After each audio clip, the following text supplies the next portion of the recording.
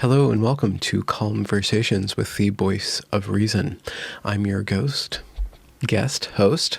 I'm your host. Here's my guest, Paul Rossi. Paul Rossi was a math teacher at Grace Church High School, and he began to question the encroachment of critical race theory throughout that high school, stood up to it, and got some pretty strong backlash from the institution.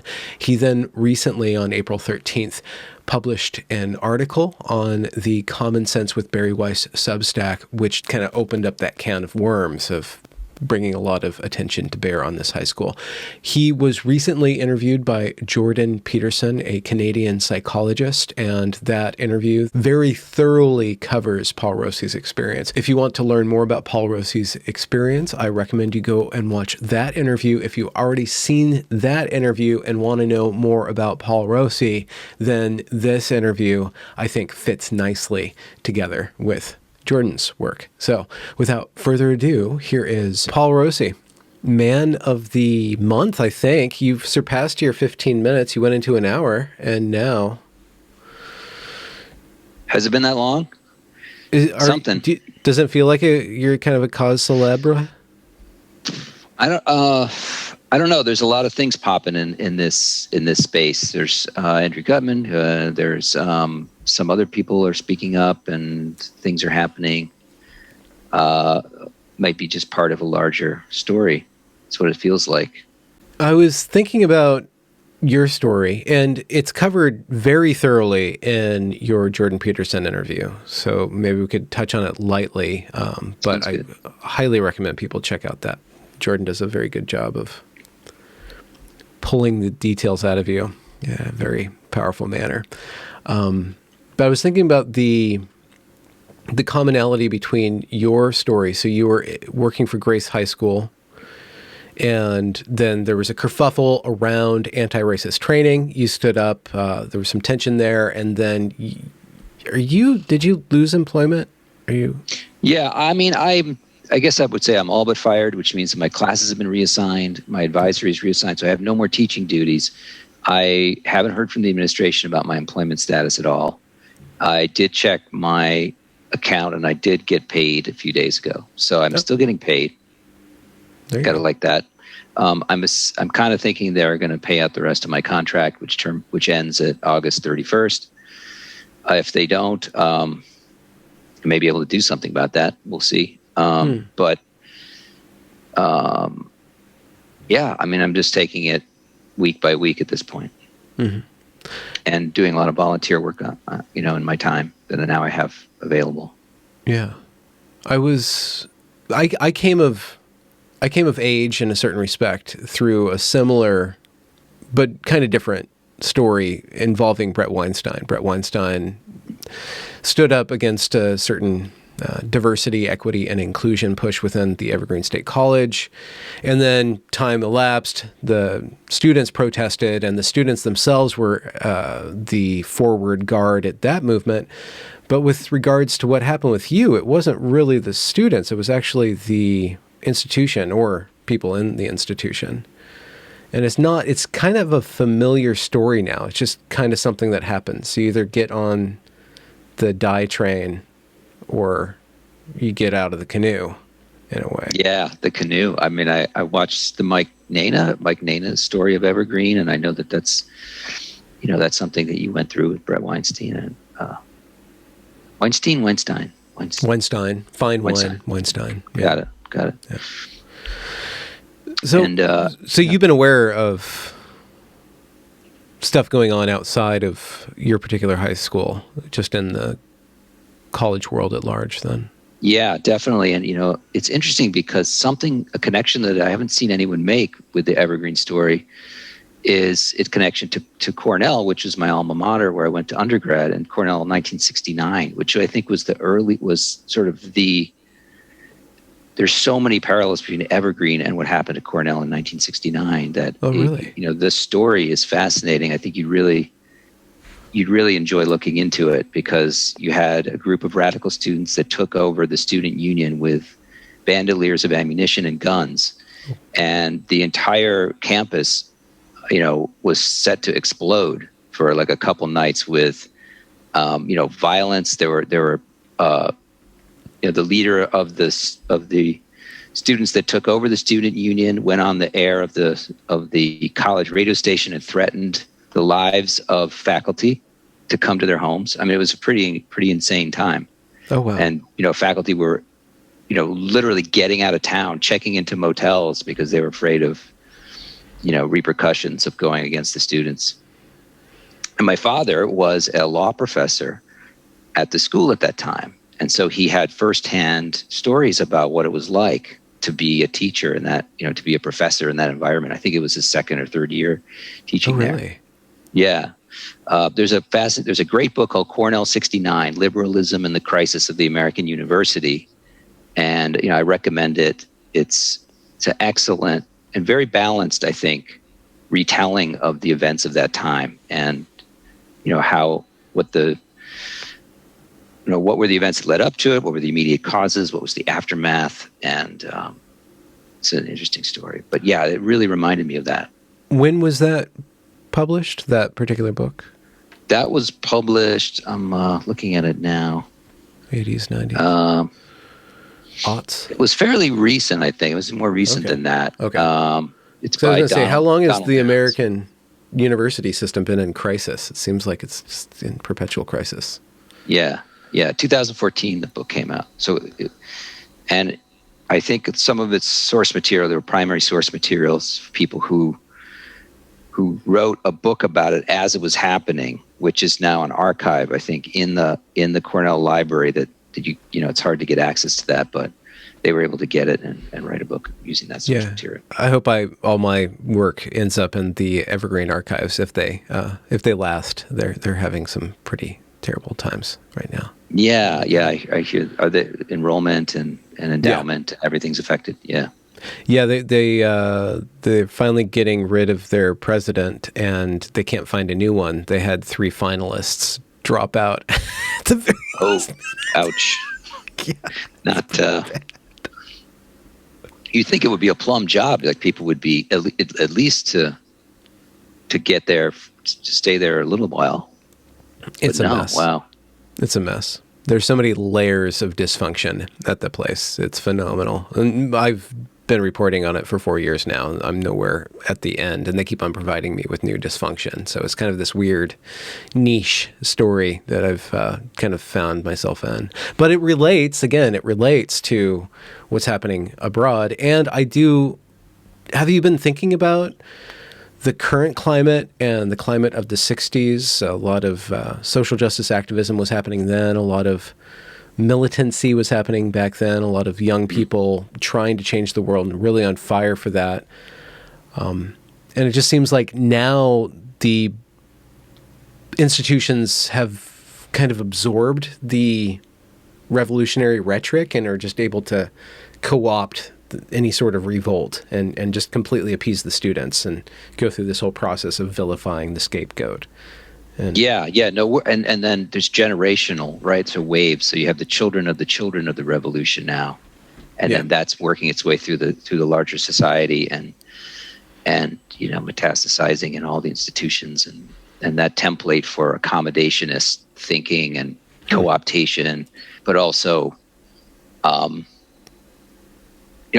think institutional moral bankruptcy, I think, has a lot to do with it. That since the civil rights movement, the hypocrisy of that, exposing, the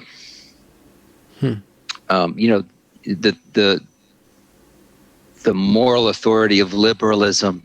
Oh my gosh, that thing that we all want back now. It has to be reconstructed in some way. Better, more like in a better way than just polishing the statues of John Stuart Mill or any of Locke or whoever. Like it has to be re-articulated with art and culture in a regenerative way. You can't just sort of say, "Oh, I wish we should go back to the." It's got to be. There's got to be a new idiom. There's got to be a new. It has to be done through art and culture. But I don't. So you're saying that the heterodox classical liberal thing is falling flat. I don't think it's falling flat. I think it's just one piece of it's the, just like how like a bad, a neighborhood in a city, the artists come in first to sort of to reconstitute and set up shop there and sort of rebuild the neighborhood. We're doing gentrifiers. Yeah, the soft. So that's happening now in the intellectual level, but without a accompanying cultural thing, it's not going to have the power to affect. I think it needs to have that artistic blood coursing through its veins as well, and you're starting to see that a little bit here and there, but you need a movement, like a cultural movement that's to complete the picture, I think. And that then you can start to do things like have media organizations and distribution like Hollywood, right? Like they'll come to you if you build it. I think they'll come. Yeah. Do you think there's hope in? You were teaching high school, or you are teaching high school, or you're in the weird gray zone of being a teacher, not teacher of high school. What generation is that? Is that Gen Z? Gen Z, kind of? Yeah.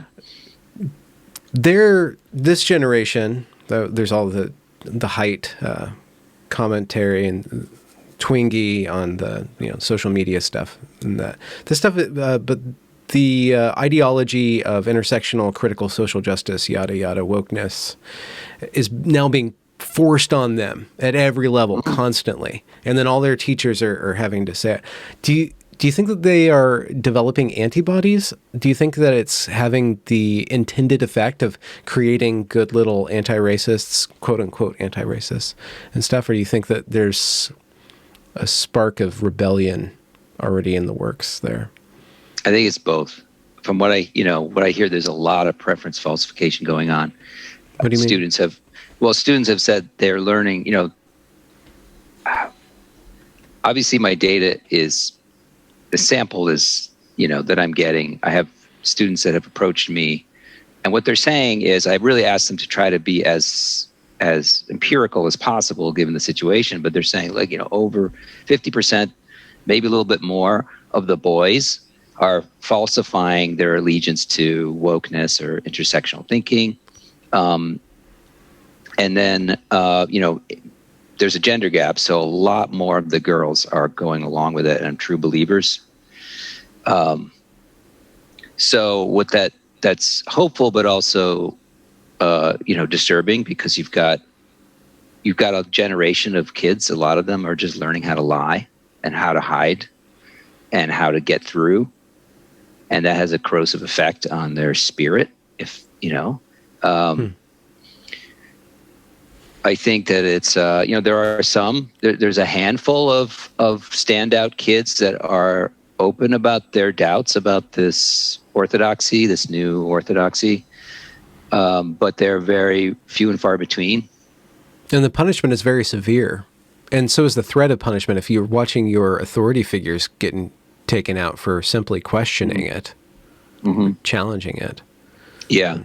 But I think that is not the biggest fear. The greatest fear is probably the social opprobrium that would result from, people thinking you're a racist if you don't buy into the idea of toxic whiteness being everywhere, or, whatever the extreme the exponent of this thinking is currently.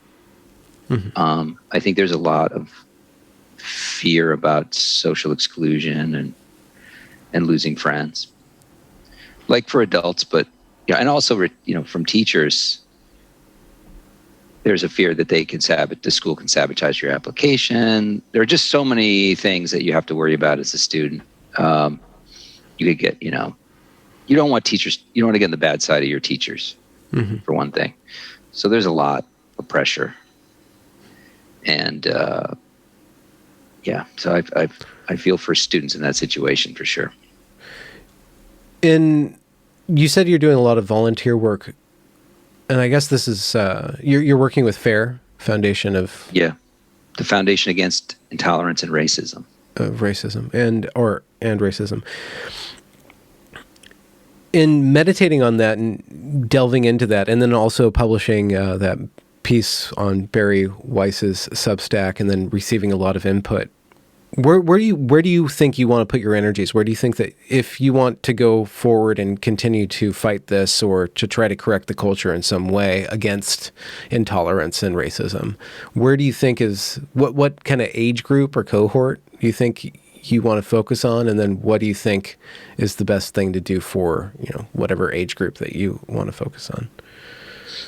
Well, one of the projects I really want to work on is a student guide written by students for students, and to help edit that and help work with students who are currently in high school so that they can give advice to their peers on, if you want to doubt this or challenge this orthodoxy, this CRT-based DEI and anti-racism, how can you do it in a way that, how can you be brave? How can you be smart? How can you approach this place where you can express your conscience without, losing your mind and blurting out stuff and raging against the machine in a way that would be counterproductive to your, to you. I think that students could really benefit from the advice of students who I have been in touch with that have been able to stand up, and been able to maintain their social status doing it. So they're popular kids. They're from all different backgrounds. So, BIPOC, Latin, Latinx, white, whatever. There's a group of students I'm in touch with, and to have them work together on this guide and talk about how they accomplished that really remarkable feat, I think would be helpful. What are some of the themes that you see in that? And is it replicable? Is it like a personality trait, or is it? It may, I think that has a lot to do with it. We're talking about both. I mean, you're talking about a way of being in the world. Yeah. It's an ontological question. How do I be in the world when the world is requiring me to believe and profess certain things that I don't, or conceal certain things that I don't want to conceal? How do I exist? It's an existential question, really.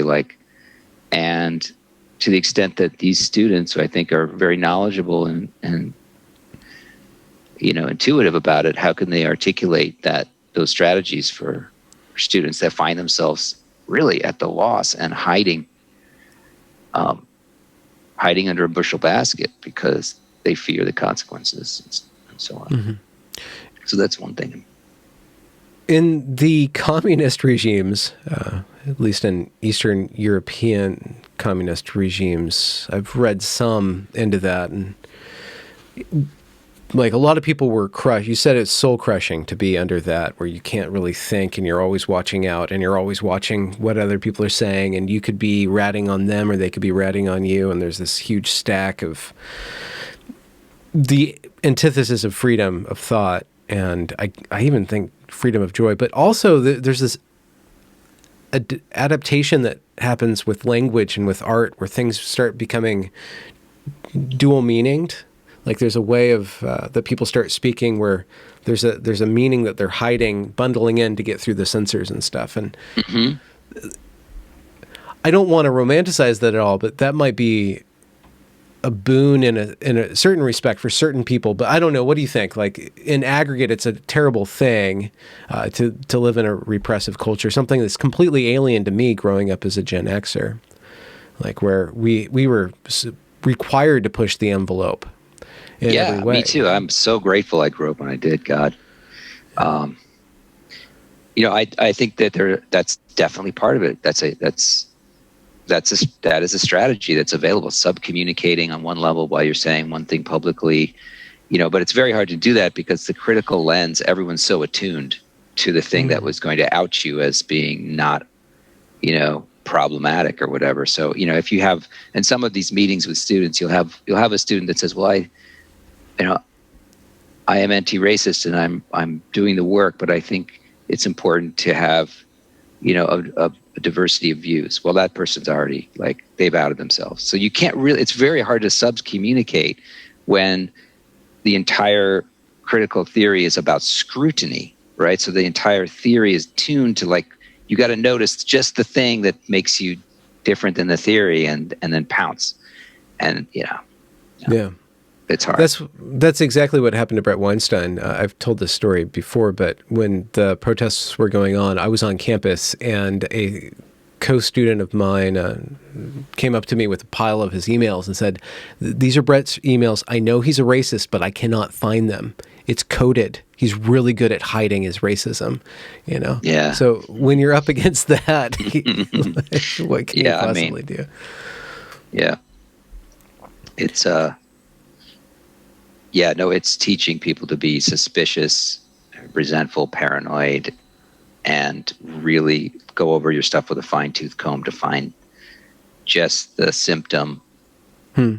Are you able to see through that lens and then put it back on the critical lens? Yeah. No, I can't stop seeing through that lens. It's infected you? Yeah, it's in there. It's in there. And whenever I have a thought, immediately I feel the other thought that's like, what would a person who has that mindset, what would they say about what I'm saying? Do you do that too? Where you just can't help it? You can't help it. I can't really enjoy media. I have to analyze it through an intersectional lens all the time. And then I have Yeah. Right. How do you like it, white man? How do you like it, cis white het man? Whatever. Like that thing is like part of my brain now. Wait, when did that start? When were you first aware of that? A long time ago. Like this happened in the Inquisitor. In the the Inquisitor.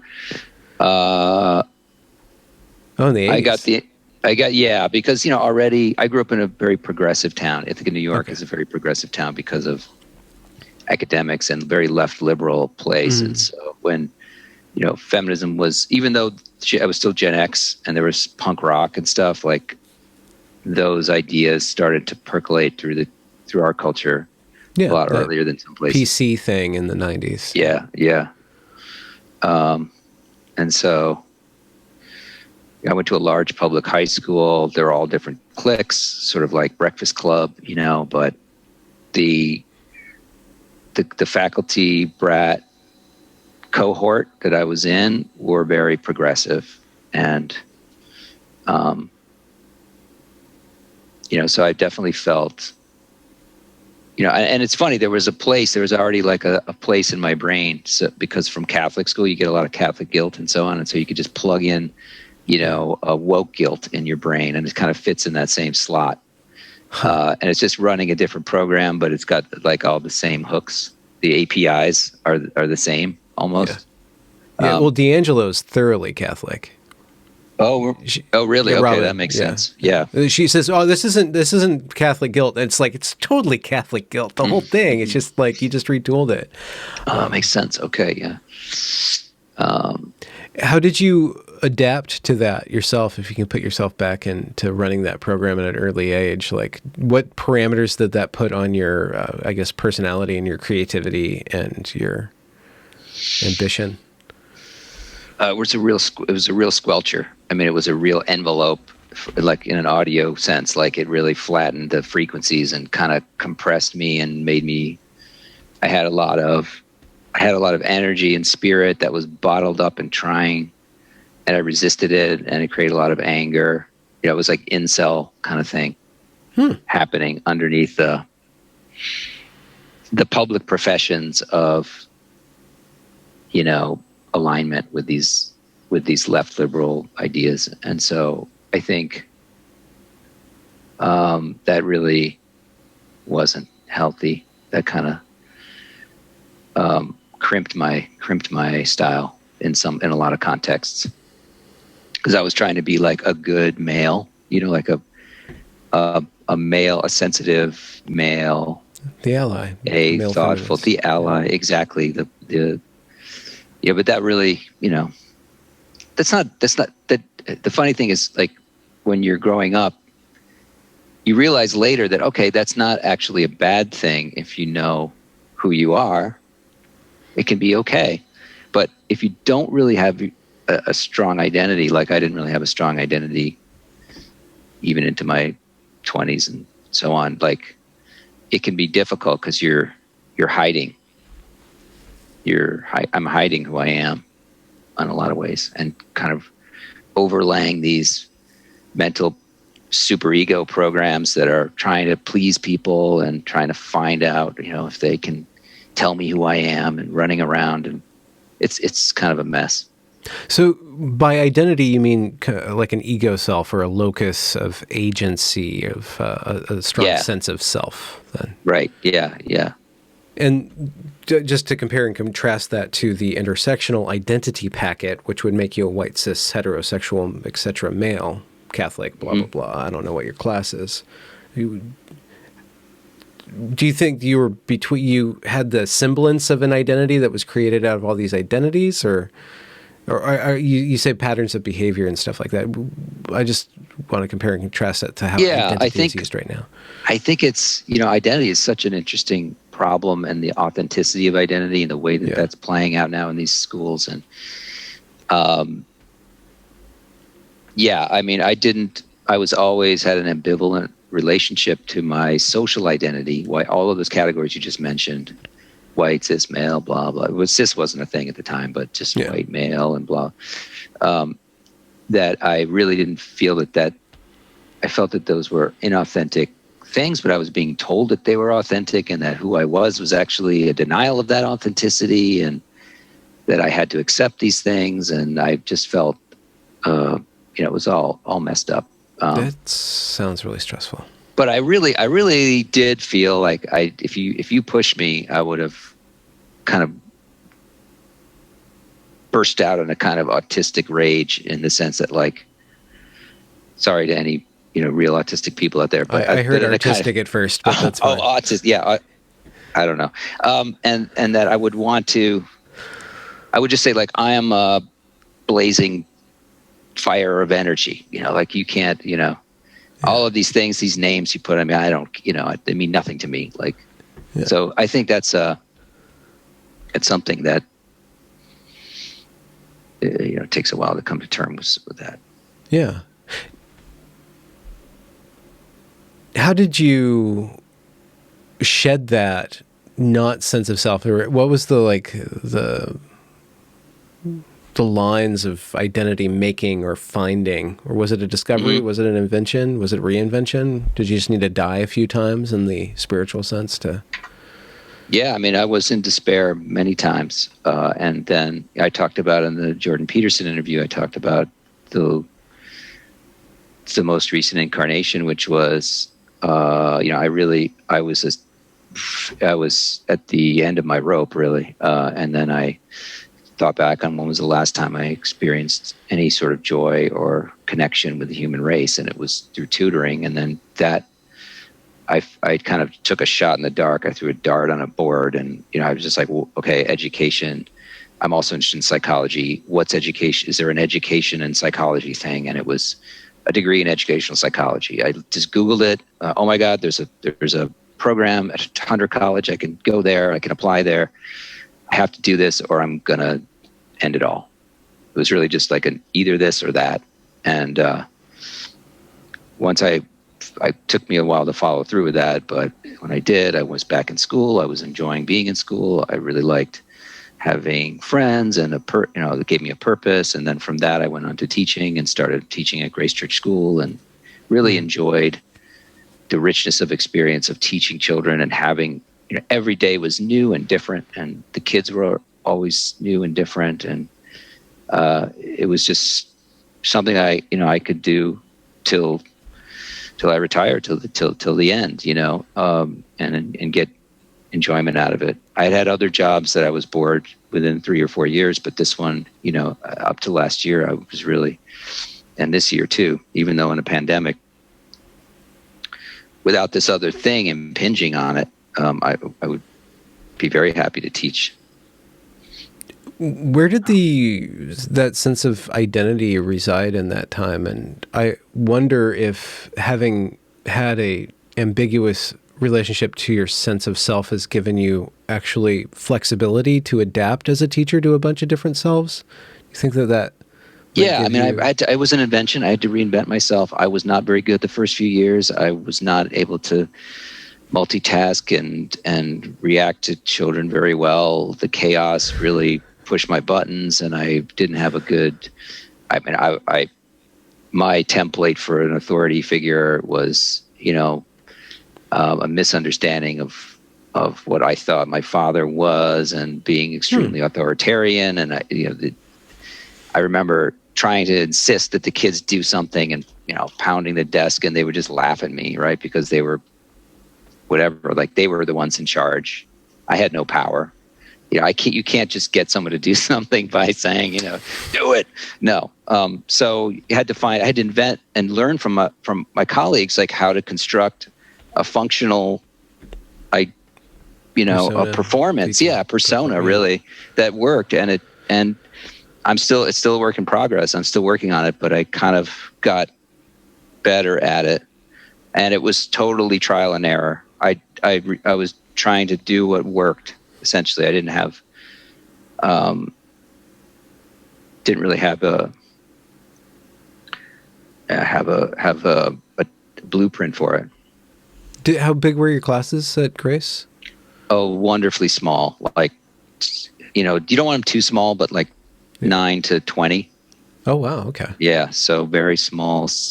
And you could really spend a lot of time. If people had questions, you could really, and they were long classes, like 80-minute classes. Before the pandemic, they got cut down to 60, but longer. Oh, wow. Sessions. You can go deep on a concept. You can take more questions. So it really is. It really was a wonderful experience teaching. And you were teaching math? Math, yeah. Maths. Algebra 2 and calculus. Maths. Okay. Maths. As the British say. Yeah. How do you keep that interesting for 80 minutes? I always felt class ended early. I always felt like, we didn't get to that thing, Now, I of course, the kids, if you ask the kids, they're probably going to say, how do you keep that interesting? I don't know. You probably should have kept it interesting for me. So I don't know. But I felt like I wasn't too bad.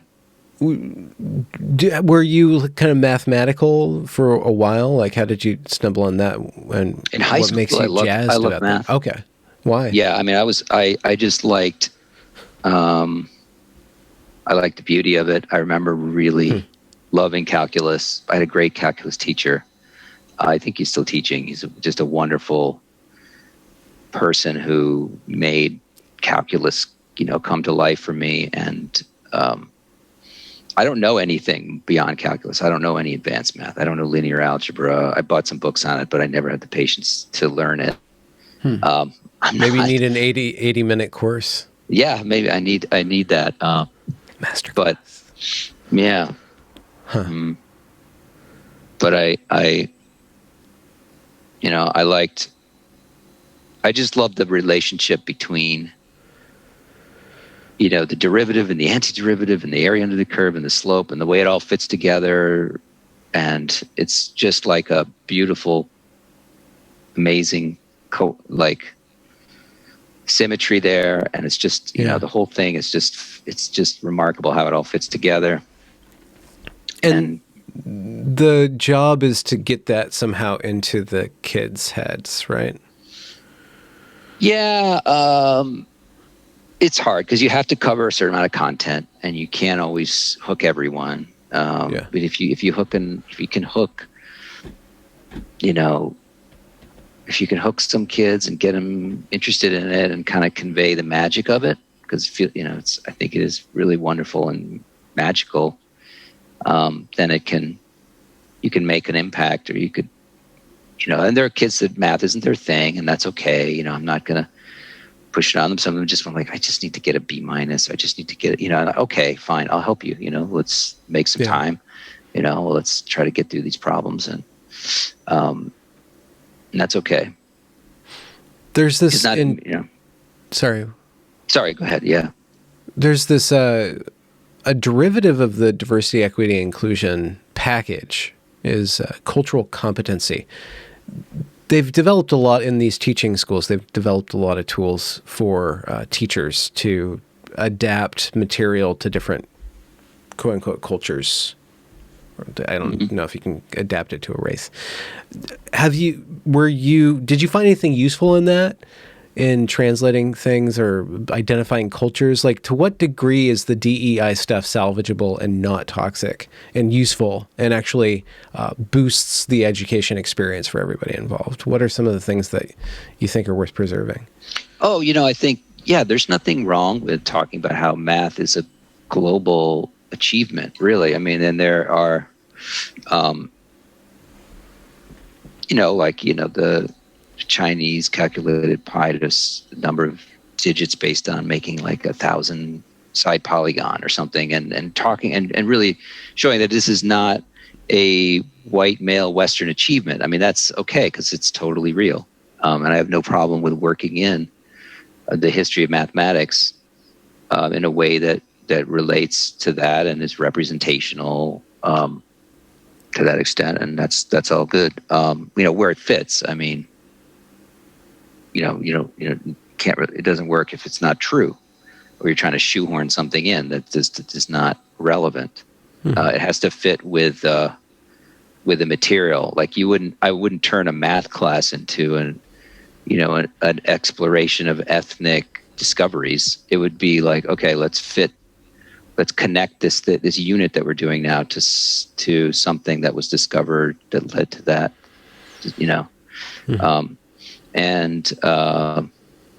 it has to serve the math, not the other way around. We redid our department guidelines in a self-study to include a commitment to do that kind of thing. I didn't do much of it, frankly, and I kind of wanted to. I mean, I kind of would like to. And in general, that CRT-informed DEI and anti-racism didn't really touch my teaching, my math teaching. It wasn't about what was happening to my curriculum or my courses. It was more about watching how the school's programming was affecting the kids in other courses and other classes. Such as what? Such as, we would have special seminars, workshops devoted to anti-racism or DEI, and also meetings devoted to it, week-long sessions. I was, hearing about how it was impacting kids in their history and English classes. 1619 project being taught exclusively, without any criticism of it, being something that they, felt they could express. I mean, I don't know. Honestly, I'm just going by reports, so I wasn't in those classes. But, looking at how it was being pushed and how kids were being induced to identify, and it was really an ontological. I had a problem with what was happening to the kids at an ontological level. Like, what is meant to be in the world? Who are you? I am white, right? And getting the kids to see themselves how other people see them, and prioritizing that identity over their essential, what I feel is important for identity development, which is to be yourself and who you are as a person of conscience in the world. And that being what is the most important thing about being a human being. A person of conscience. Yeah, and speaking to being able to transcend all these social categories, which are operative in the world. They do inform bias and racism and how people see you, but you are not how people see you. And I think teaching children to identify with how other people see you is a seduction, like in the etymological sense of the word seduction. Which is? So seduce, the root of that word is duce, like from the Italian, right? Like il duce Mussolini, right? So it means to lead. Okay. So seduce means to lead away, or to take away, or cause lead off, to stray, right? So as opposed to education, the root verb of education is educe. Educe, right. So educe is to lead out, to draw forth, to bring out the child and to show and to have him express his or her true self, and to joy in that discovery, right? To follow the path of curiosity and interest and to reveal that revelation of the self. That's how I see education.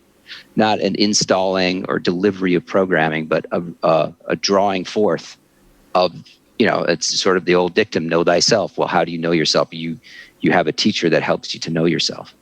You perform it's an art. Teaching is an art that draws a child forth, not to lead to some particular sense of themselves, which is prepackaged and labeled for them to adopt, but to okay, who are you? You tell me who you are, right? Or you find out for yourself, and you don't even have to tell me who you are. So seduction and eduction are these two things, and one leads to an inauthentic place, and one is an authentic place. Leads to an authentic place, and I was seeing children being led into an inauthentic place with these being told to identify with group identities based on how other people saw them, and being told that that was actually their authentic identity, and that this was a journey of discovery, that they were being revealed to them that this is who you are, right? And this is who you are in the world, because the world sees you this way, and therefore that's you have to acknowledge it. You have to identify with it as a means to function and navigate in the world. And I think that's wrong. It's not just inauthentic, it's impersonal. It's like the way in which an institution would look at people as just these categories to be shuffled around. It's a very, I use the word satanic in a very specific form, but it's very materialistic. It's very the lowest level of a human being, and reducing or causing that lowest level to be the highest level, which I guess it is according to an institution, or according to certain ways of viewing the world. Once you prioritize those lowest denominators of the self, you can actually see what happens to society when that starts to happen. And I don't think it is joyous. I haven't seen it be joyous. It's joyous for the victor in that moment, but it never lasts. But there's a performance of joy, like the joy. Well, okay, just to back up, I agree with you. Yeah. I think that what's happening is that these group categories, which seem so, the lowest level of identification and crude but banal and all these things, they're infused with a political meaning, which is from, Crenshaw and from a person who happens to be black to I am black, right? So and there's a whole history of revolution and meaning and transcendence of opposition to who you are that's tied up with that. So it's infused with this wonderful, rich history of rebellion and triumph and the great lead, and so that's where I think that's the meaning that's being used to lead people into it, because you get to participate in the grand narrative of history, and who would shy away from that meaning? And so, investing and drawing kids into that project, that historicist project, is very seductive. Rather Hegelian. Yeah, well, these are activists, teachers, and scholars that see history as an unfolding through conflict of, their job is to sort of manifest the apotheosis of our deliverance, right? And that means pushing certain voices to the fore, and those voices are the voices of history. Of course, they have to say the right things. They have to be categorically derived voices. Like, you have to have a black voice that's politically black. You can't have a black voice that has white supremacy, right? Exactly, attached to it. Or internalized white supremacy. So to be white in a responsible way means to recognize that your denial of whiteness is inauthentic, and that to be authentic according to them is to accept your whiteness If I denied my whiteness and said, well, actually, I'm Italian, English, and French, well, that would be inauthentic to them. So there's a mirror image of seduction happening with white people, but it's all seduction. You said earlier that you had that script running in your head, and I know that too because I was at Evergreen and I adopted it. And what caused you to disidentify with it, or what caused you personally to let it run its course, or not allow it to be the front and center? Why is it no longer the front and center? Was it ever the front and center? What made it compatible for you if it ever was, and what made it incompatible with you if it isn't? I started to have real doubts about it. I mean, in starting maybe 4 or 5 years ago, I started to see the influence it was having on children and their development, and watching kids come in ninth grade and becoming more resentful, and with the very things that were supposed to empower them having the opposite effect and making them suspicious and resentful, and adopting an identity that was superficially empowering but actually not seeing it pay off for them.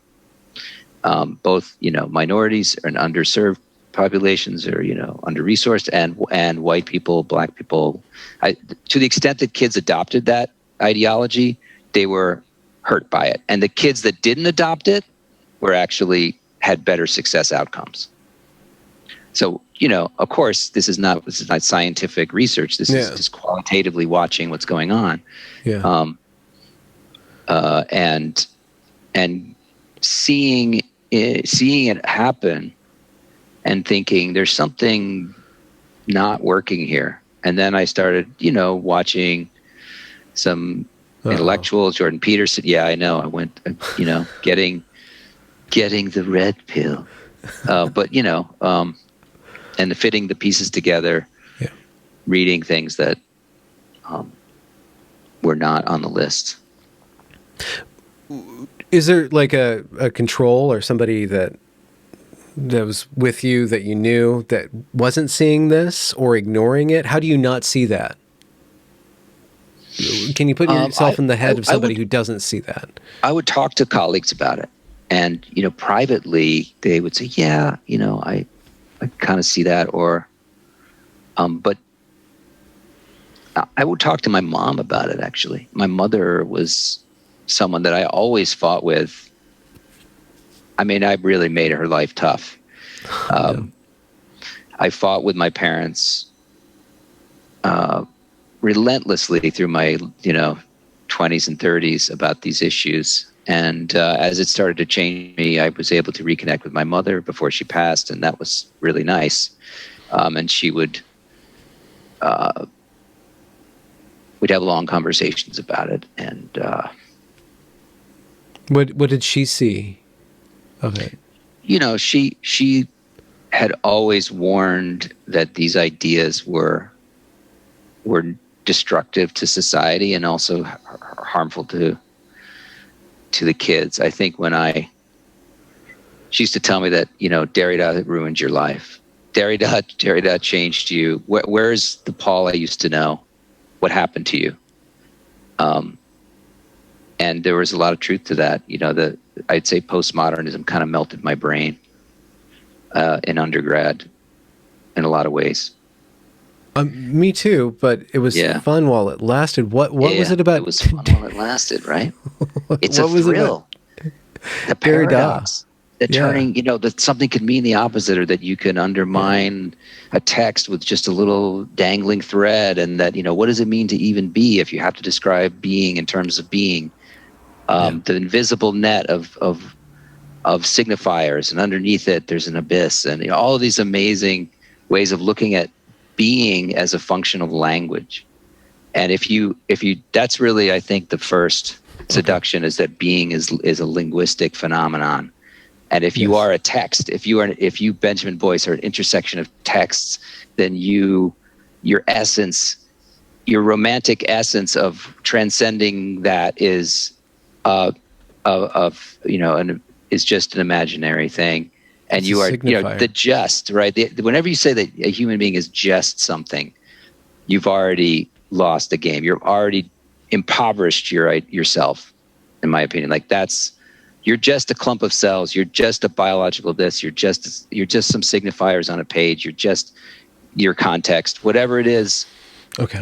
You've diminished, and you have taken the bite of the apple at that point, and you're not going to be yourself, because yourself always has to be. Now, maybe it all fits together in some way. Maybe the abyss is not an abyss. Maybe the abyss is a suffusion of spirit, and that it can blast through the net, and you can find that's what creativity is. But when I was going through that, I was a frustrated creator, I guess, and I wanted to create through interpretation, and it was just compensatory behavior for not being able to write or be the genius I thought I was, or whatever that story was.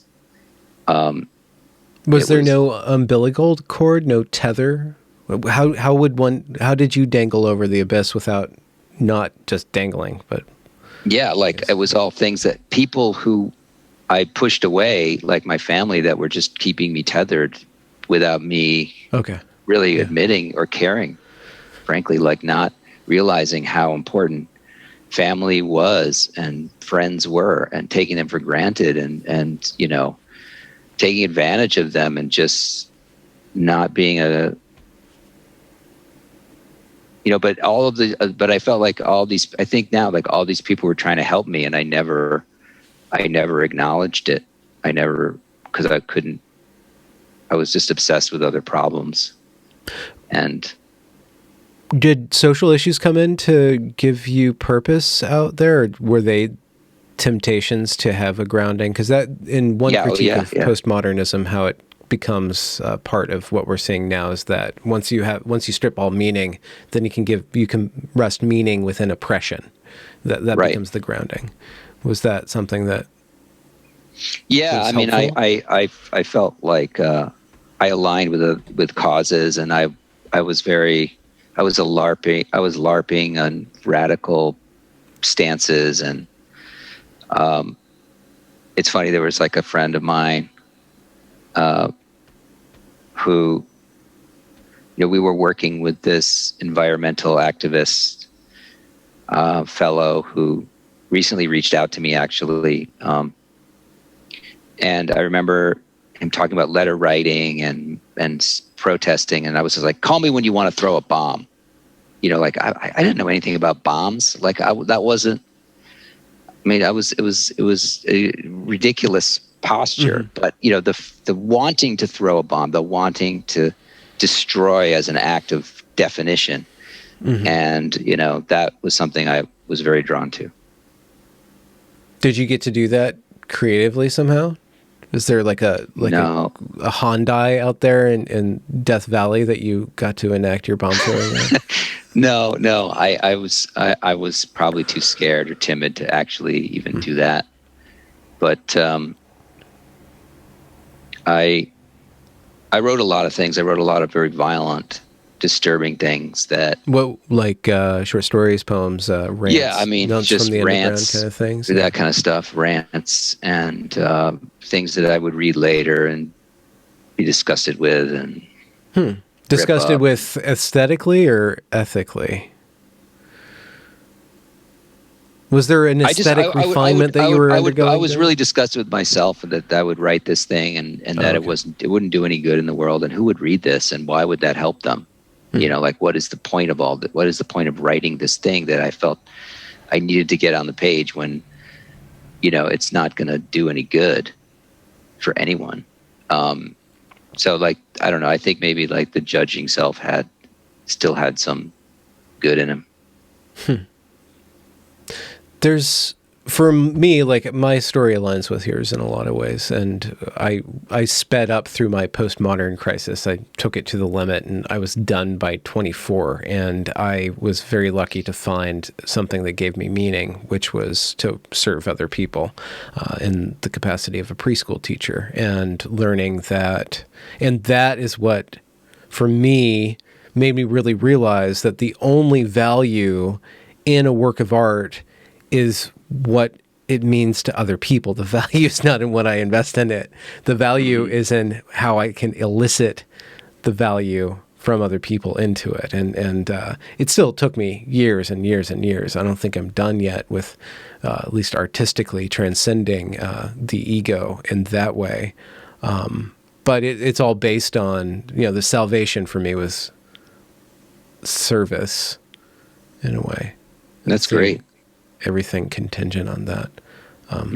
Yeah. That seems like the mentor solution that you were talking about. Yeah. No, I feel like that aligns with my experience much later in life around teaching. I think that feeling of having a value for other people and that the reward of that relationship and having to invent a persona that was functional and had that element of service to it is that changed a lot. And it was in the context of me just trying to do a good job. Just get up in the morning and not regret what I did that day. Do you think this? I don't know how to phrase this. I want to suck a couple proverbs out of you somehow, when distilling your experience. And it seems like your story that you're sharing here, and then that you shared with Jordan Peterson, is a very wayward story for quite a long time. You were able to pull off the wayward kind of the prodigal adventure for a long time. I could only do it for so many years. I didn't have the stamina. But I think that there's a lot of wisdom there once it starts to be processed. And once you come back to society and say, okay, I'm a part of society, you didn't waste that time. You gain skills in being in that area. I just wonder to what extent you're able to empathize with people in that state. And if you have insight into how to reach those people, or if the question is that everybody has to come back on their own, and there's no way that you could solve that for anybody. There's just people who are going to go on that journey and seduction that we're talking about. I wish there was. I mean, I think there must be. I think that's a really great question to ask. And when I think about myself, if I met myself today, would I like myself? I wouldn't be able to connect with myself. I don't think. I think it would be very difficult. Like if I was going to give advice to myself in that state, I feel like whatever I offered that person, he would just pour acid on it. And, that doesn't mean that, that's just my experience. If I think about anyone else who's going through the similar thing, I think when I think about the people that tried to help me in that place, and finding the thread out of it, it was the patient.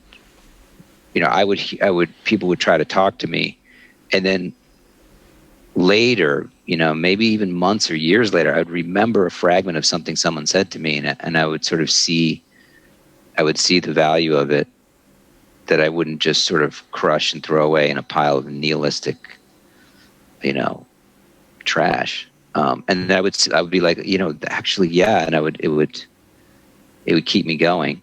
So you are into composting. yeah, nihilistic from the flowers of Nihilon. I don't know what. So, to anyone who's in that state, I hope that I wish them. I don't know what I could do. I don't know how I could connect there. But that's a really great question to ask. On the Peterson interview, you said that you're doing writing on and off. Where's your writing at now? I try to take notes in the morning. The article on Weiss's Substack was just great. I could just hear a really great voice. On a really true level, you were operating from a great space. So I'm just wondering how. Thanks. Yeah, I had a good editor, and I had written a lot of things leading up to that were pretty loopy, and I really needed people at Fair like Barry to help, really take the hatchet to it. And then I did multiple drafts after that, and I had probably 3 times as many things I could have talked about, and that I did talk about that I cut out of it just to make it, easier, shorter, maybe more impactful. So, I More don't. of that coming down the pipes, you think? What's that? Is there more coming down the pipes? Yeah. I'm working on something. I'm working on something now that I think, is going to be an interesting piece. It kind of plays with that seduction, adduction thing. Yeah. I think like authenticity and how we teach children is part of it. And that's so authenticity people, can be very seductive too. It can be, and speaking as somebody who's been running away from my pretension and never able to outpace it, that whole authenticity quest. It's such a mother. Like, have you heard the James Lindsay podcast recently about authenticity? We were rapping on that, but I didn't listen to the whole thing. Yeah, no, he's really good. Like he said, there's some little nugget, talk about a little nugget of wisdom. Like authenticity is what you are when you're not trying to be something. Mm-hmm. And that, it's very simple. It's like meditating, like try not to have a thought, but you just have to wait through all of the manifestations of thought until you just kind of stop grabbing at the thing. Stop grabbing at the persona and then waving it around, or like making a self out of some enthusiasm you have for the self, and then hanging on to it and presenting it to people as the thing that will impress. I think so hard. Actually, especially in high school, that's what you're supposed to do. That's what that's the stage. Ego out. I know it's necessary. I think you gotta do it. But I don't know. I guess it's sort of like to come. I hate this word, like come back to the present, be in the present moment. Like, whatever you are, just whatever, if you try to react to what's happening around you, maybe, I've never been very good at that, but maybe that's the way where you just try to react to things that are coming at you in a way that there's not a preordained correspondence to some self that you think you should react like a habitual reaction. I don't know. Yeah, I have to say that I get this weird kind of post-traumatic stress feeling when I hear certain stories. And what you were talking about being in that online meeting and the training, like any sort of anti-racist training, just imagining putting myself back into that place, like I just get really stressed out. So that was a very stressful part of the Jordan Peterson podcast. And I was just totally amazed that you were able to keep your cool. I don't know how I would keep my cool. I know that I wouldn't act out. Like I run a channel that does this, that actively breaks down, does as much throws as much postmodernism at this stuff as possible to absolutely make it totally pliable. But in the moment, in that, and I guess it was a Zoom meeting, but still you have like the leader of it, and then all this collective believing. Like everybody's like supposed to be believing the same way. You know what? I think it was contextual because I was at I was supposed to be chaperoning a group of kids at the time. We went to the skating rink. Okay. I logged into this meeting because I thought it was supposed to be, it was a mandatory meeting. So I was multitasking, which is what you do. So like Thriller is playing on the like, so we're wandering around Bryant Park. I have a mask on. It's askew. The sunlight's behind me. I'm looking at this little phone. I can't even see anyone on the phone. It's like a lot of glare, but I'm kind of trying to type in the chat. So I didn't have that experience of like the panopticon where everyone's looking at you. If I was at home with all those people, maybe I wouldn't have said a damn word. But it was because everyone was shrunken onto this little device, and I was feeling,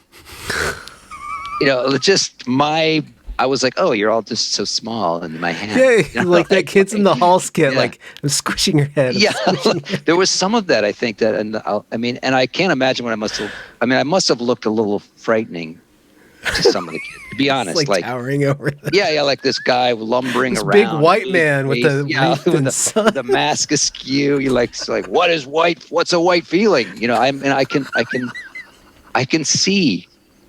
I mean, I don't think it's harmful. I mean, they said that I was harming people. I'm not harming people, but I could see the comic aspects of what I must have looked like. Yeah. I think based on what the facilitator told me later, 2 days later, there was a meeting about the meeting for white identifying faculty. There were segregated meetings to process the segregated meeting. Anyway, she said, she said she came to the meeting, to her credit, and said, I didn't think that what Paul said was antagonistic, or I felt his questions were in good faith. He was, she said that she decided to sort of spend more time on it because it was a chance to have an authentic discussion. And that was my impression. It was good to hear her say that. Now, she did have qualms about race, my questioning of race as a real thing, as a true thing, which I think that they kind of confuse reality and truth there in an interesting way. But my point was that why should I identify with a falsehood? If race is a falsehood, why should I identify with it? And that is the greatest of heresies. You cannot question. Race is a social construct, but since racism is real, then we must identify with it. We must. Denialism of racism is the most racist thing. Right, possible. exactly. Now, I don't deny racism, but I will deny the truth of race. I will deny the meaning that it has. I mean, I think if you define yourself as how other people see you, if racism is the consequence of a lie and a falsehood, well, then to define yourself by a falsehood is a recapitulation or reification of that falsehood. Yeah. So I took issue with that. That made its way out of the chat. People heard about it. They felt harmed. I mean, they got upset. And then here I am. You attack that worldview. You attack the ground, the floor of being. They're sane. Right. I don't know how Heidegger speaks, but absolutely right. Yeah, the Dasein, the Dasein, whatever. And yeah, that is from cynical theories. Don't they make the point that like that is the nub of, that's the hub around which you can instantiate and give grounding to the postmodern ideas, its identity. And so that to me, if I was going to give advice to any intellectual movement to marshal your forces and shoot at that exhaust port on the Death Star, I would say hit identity and never stop and just pound away at it, because if you blow that up, you blow up the whole house of cards. And so what my thinking on this is neither a person who happens to be black nor a person who is black, but a person who happens to be seen as black. So like if you are somebody, you are a person, you are an individual, and you don't have to. You can address bias that other people feel towards you without having to identify as that thing yourself. I think we need a de-racialization. We need a de-identification movement with respect to race in this country. That to me is, I think the way. Now, that's just me, one white guy talking. But yeah, well, and you're talking to another white guy, so I'm just compounding your fragility here. But yeah. Yeah. As I'm sure if the right people find that, they've already made that comment before they got to Sure. this part. And me being black wouldn't save me anyway. So why do I, who Yeah. cares? No, Might as well you know just what? speak what I You're want anyway. So it's not like my whiteness is any worse than my blackness would be if I have whiteness in me. So. Do you think it's a fallacy to suppose that the identity politic, as it's manifested in critical social justice, identitarian, blah, blah, blah, wokeness, is that filling a vacuum? And Yeah. and if that is filling a vacuum, do we need to return that to a vacuum? Or do we come to terms with what left that vacuum? And what is it replacing? Yeah, so this is a great question. This is such a fantastic question because, Geist to Geisteschte, the whole Hegelian thing, right? Spirit is replaced by spirit in the world. So you can't, if you take that apart, you're just going to leave another nihilistic thing that people are just going to jump on the next paint by numbers morality.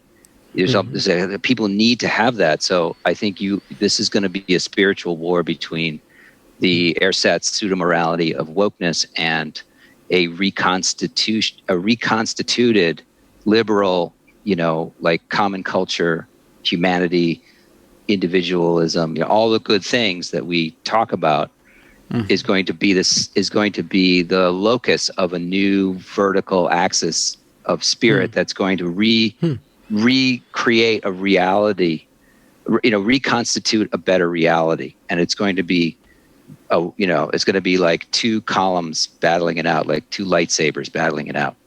And we're going to, waving around. And the sparks that fly out from that are going to be the reality we live in. Okay. Yeah. Okay. Yeah. Wow. Very THX of you. You could hear what does that look like? What does this reconstituted liberalism look like? Like the orange juice, back out of the freezer, mix it up with some soda water. There you go. What does it look like? Well, ideally, it would take the best. It would be a harmonization of the best of both things. Like, there is value in critical theory. I think there is value in postmodernism. It just needs to have a more productive locus around, the fountain of spirit, which would be, it would be coming from a different place, like a sort of classical liberal, reconstituted, Geist, something that's pouring into the world.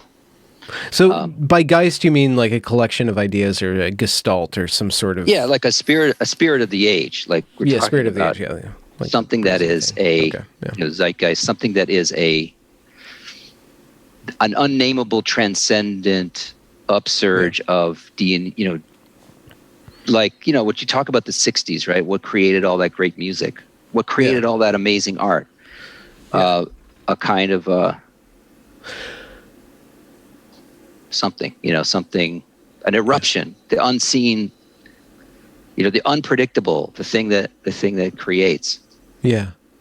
I feel from time to time the great work would be to lay the ground for that to happen when it does happen, to precipitate the conditions of that occurring, right? Which would be education and conversation. But it's not education and conversation itself. It's created out of people having conversations and being educated properly, and then they go forth and spark it in some way through art, I guess. It's a community. It's a... Barry Weiss talked about this on a podcast with Megyn Kelly. What do we do? Do we try to reinvigorate the hollowed out institutions? Do we try to take them over? Do we create new stuff? And I'm of the mind that we create new stuff. And you do it with you don't do it to create some grand thing. You do it so you can live together in a better way, you and your friends. Make it happen. Just reform communities that give your life meaning and make things enjoyable, and then those institutions will come to you. And then you'll have value to share with the rest of the world. But you got to start small. You just got to be an intimate thing. It can't just be this grand blueprint. That's not going to work because you don't know what the blueprint is yet. Like no one knows what that's going to look like. But like you said, have conversations, have productive interactions that spark ideas, and then good things will come of it. You said in the Peterson podcast that you've had offers to go and teach elsewhere. Do you want to continue teaching? Is something else? Do you feel the twitchings of a new work here? Yeah, a little bit. Like I'd like to keep writing. I'd like to finish another piece. I'd like to tutor. Definitely, tutoring is something I can continue those positive experiences and useful experiences with. With kids, tutoring, math. I love to do that. So I think there's a way to construct a meaningful life that maybe is different than what I'm used to. More enriching, more rewarding. I'm see where things will lead, where I want to go. Where would you like to live in America if you moved? If you had a choice to go anywhere? Or I really want to go the anywhere. world. Like I like where I am. I like Okay. where I am. I like my place. I like being in Queens. I like the neighborhood. I like. I have fantasies. Everyone has like I'd like to go to the woods or like to go live in the forest or something. But I don't know anything about living in a forest. I don't know how to make a fire. I'm not a. We have houses out here in the forest, just like yeah, right. You gotta We even have internet. Do you just dig a hole to poop in, or do you actually have plumbing? Compost. Right. So we have a pump. Civilized. Yeah. Oh yeah, we have. Do you live in the woods up there in Washington? Yeah, I'm outside of Olympia, Washington. Yeah. I'm on a peninsula. It's very woodsy. It's not uncivilized.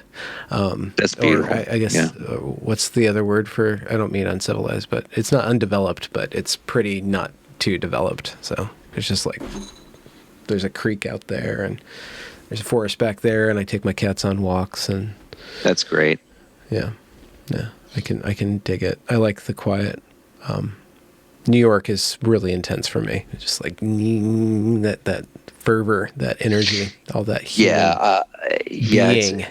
I know it's a lot, and I'm in a kind of a quiet neighborhood, not a very hip neighborhood. It's more like life, not lifestyle. Someone called it. Oh, okay. So it's I got my neighbors in the apartment building, and the little diner on Queens Boulevard with the lunch counter that wraps around, and you can just sit and have a conversation with people.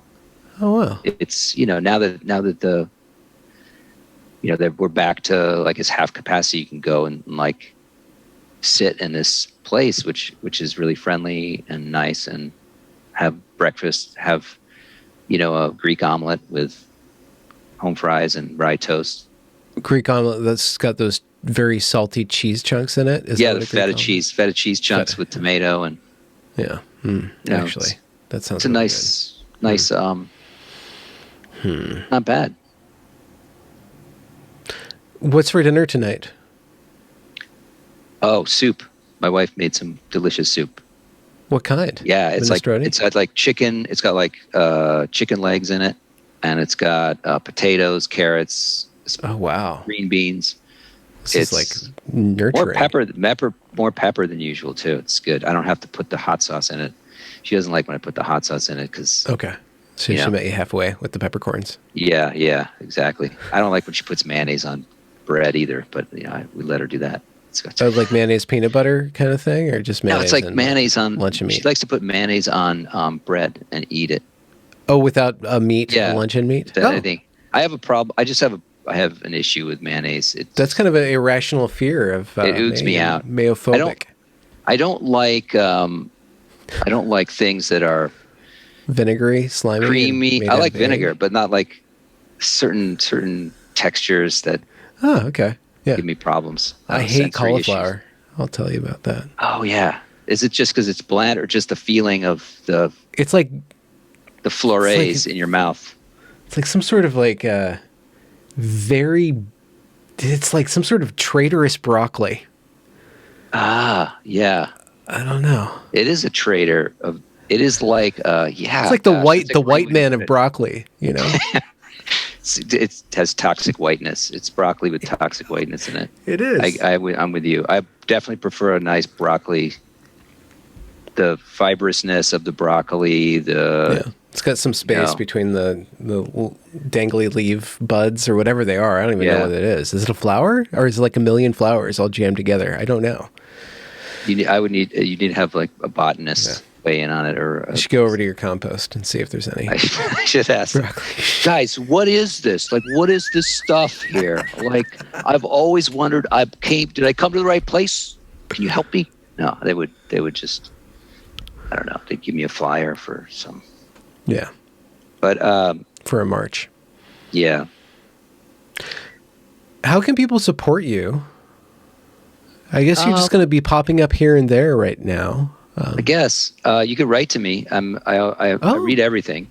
I have a Gmail account. People say I should get Proton Mail because it's more secure, but it's too late for that. I mean, is it too late? I have 2 emails. I guess I could forward everything. It's so defeatist. It's too late. It's too late. You're set in your ways. Can't do it. No, but it'd be confusing. Maybe people wouldn't be able to find me anymore if I had switched my email. Right. I don't know. So just give Google all your data. That's fine. Whatever. It's too late now. Great. Don't send me anything. I mean, I'm the only one that sees the inbox, me and Google. Yeah. But if you trust Google, you can trust me. No, I don't know. teachingfortruth@gmail.com. Then what have people been sending you? I've been getting amazing things. Like people have sent me, people send me their artwork. Someone sent me a novel. Some people send me stories about what they're going through. Most of them are stories about what they're going through. They're students, parents, retired teachers, even administrators, like the principal of a middle school, wrote to me telling me how unhappy he was. Things are going on across the country, and that's. Are we reaching a breaking point? Will that silent majority continue to be silent? I don't know. I hope so. I don't know enough about history as it happens to be able to make that kind of prediction. All I can say is, work your ass off and try to make it happen. This is where we are. This is our challenge. This is why we're here. Let's do all we can. And call to action. Yeah, we should be grateful for this, right? Everyone has their moment and to make a difference, and this is our moment. That's what they think too. I know, right? So what are you going to do? Just roll over and let them have their moment? Yeah, right. Just make a display of submission and hope that they treat your genitals nicely. I mean, no, I'm not going to do that. No. Great. Stand tall. Stand up. Any plugs of great books or works of art or albums that really inspire you? I should have thought about that more. I know it's kind of a lame on the spot question. You know what? I got to say, I've been returning to these lectures by David Milch.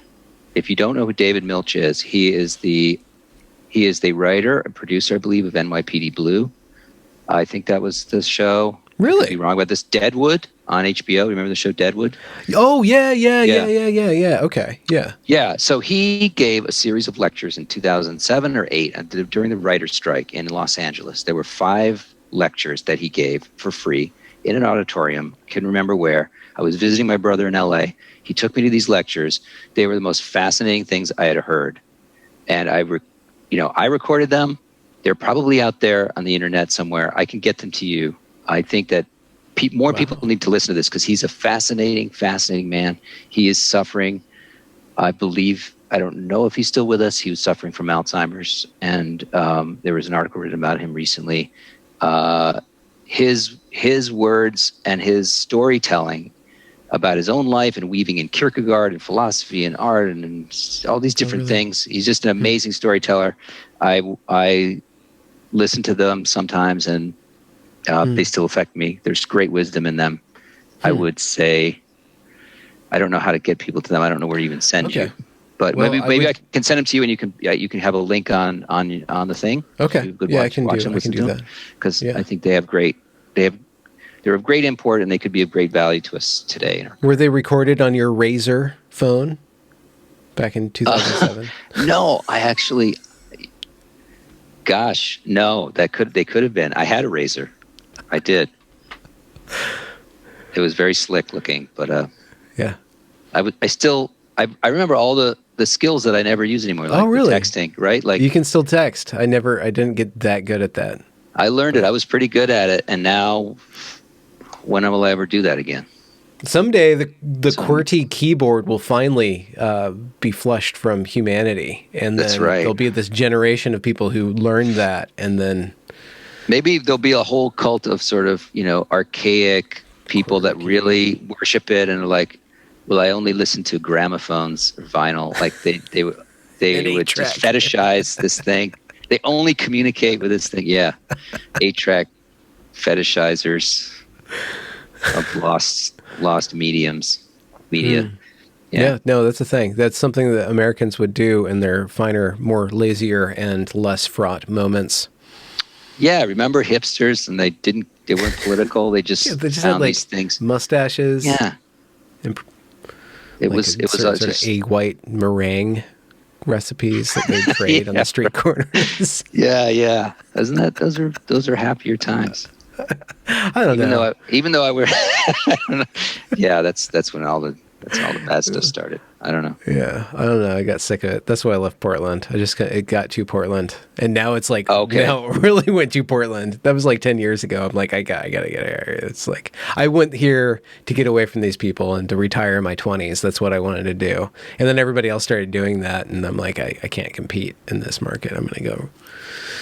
Yeah, you got to stay ahead of the wave. Well, you're doing great stuff, kids. Thank you. Yeah, thanks. It's always a pleasure when somebody pops up on my radar. I'm like, would you like to come on my show? They're like, oh, I know you. I'm like, yes. Yep. Long-time listener, long-time fan. Yeah. Great. Well, I hopefully you have a place for your new time fans to congregate and not just your inbox. Maybe you could create a Discord or some sort of channel of your own. It's a thought. Yeah, it's a thought. You're really chill, I have to say. Of all the conversants, you're on the more conversing side of my conversations. You're very calm. That's a good place to be. I'm very honored to be there. You're very calm. That's an honor. That's an honor to be in that place. And likewise, you're very chill. You're on the much chiller end of the. I mean, nothing against anyone I've talked to, but you're in the sweet spot too. So. Can I end the recording? I want to ask you. Yeah, sure. Congratulations for reaching the end of the discussion. If you enjoyed it, do be sure to leave a review or a comment or a thumbs up or whatever you need to do to show that glorious algorithm that this is some good stuff. And do be sure to go and check that back catalog, as it is brimming full of fantastic conversations. Links to provide monetary support are down there in the description as well. Have a good night.